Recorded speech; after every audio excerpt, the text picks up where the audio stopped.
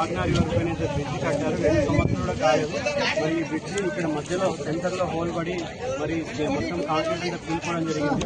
మరి ఈ సమస్యను ఈరోజు మినిస్టర్ గారు ఇక్కడ విజిట్ చేస్తున్నారు కాబట్టి మరి గత ప్రభుత్వంలో టీఆర్ఎస్ ప్రభుత్వంలో కాళేశ్వరం కూడా కూలిపోతుంది.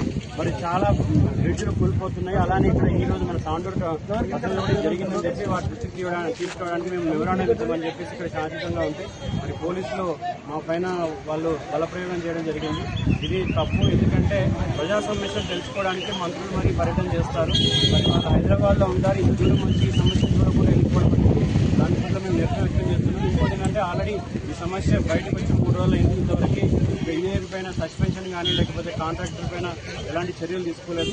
సో మేము డిమాండ్ చేస్తుంది ఏంటంటే టీఆర్ఎస్ ప్రభుత్వం పైన కాంగ్రెస్ ప్రభుత్వం ఎన్నోసార్లు ఆరోపణ చేసి గవర్నమెంట్ వచ్చాక వాళ్ళ అవినీతిని బయట పెడతాము, మరి కాళేశ్వరం ప్రాజెక్టులో దొంగని బయట పెడతాము, జైలు పంపిస్తాము, మరి వాళ్ళ పేర్లు తీసి మెడలు చేసుకుంటామని చెప్పి ఈరోజైతే ముఖ్యమంత్రి గారు మంత్రులు చెప్తున్నారు.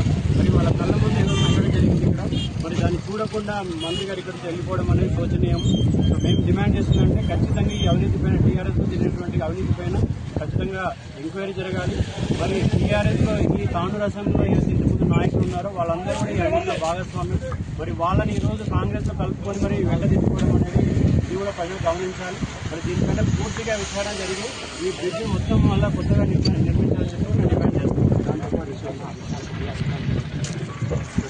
మేము ఆల్రెడీ స్టేట్ నుంచి రెడీ చేస్తాము. కేంద్ర మంత్రి దృష్టికి తీసుకెళ్తాం.